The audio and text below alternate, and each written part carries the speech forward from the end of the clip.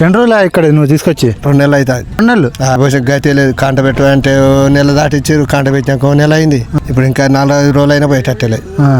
వర్షం పడితే ఎట్లానే మీ పరిస్థితి ఎట్లా? ఇంకా లారీలు ఆగుతాయి, మళ్ళీ అన్నీ ఉంటాయి, తడతాయి. ఇప్పటికే పత్తాలని బొట్టిపోయినాయి, ఖరాబ్ అయినాయి.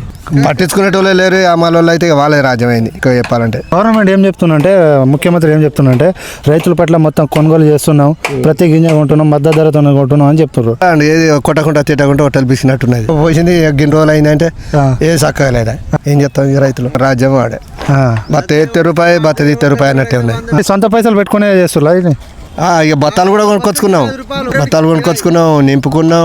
కాంట పెట్టు అంటే మానంగా పెట్టకపోతే మళ్ళీ రైతులు 5-6 కూడా కాంటలు పెడతాను. 51 కిలో 400 అట్లా పెట్టించారు. ఇట్లా మరి ఇట్లా అనుకున్నారా మీరు? ఇట్లా ఈ పరిస్థితి వస్తాను ఇట్లా అనుకోలే మరి. ఎమ్మటే పోతాయి అనుకున్నాం. అట్లా అనుకొని పంటలు వేసినాం. అప్పుడు పంటలు వేయకముందు యూరియా బస్తా కొరత ఎట్లా ఉండే అనుకో? అప్పుడు ఇంకా ఘోరంగా ఉండి ఇక లైన్లు కట్టి గోసపడ్డాం. పండితే 2 నెలలు పట్టింది. ఇప్పుడు అమ్మటానికి 2 నెలలు పట్టింది. పోలే ఇంతవరకు. ప్రభుత్వానికి ఏం చెప్తావు? ఇక ప్రభుత్వాన్ని చెప్తే ఏమున్నది, వాళ్ళు మేము కొనవన్నామా అని వాళ్ళు అంటారు.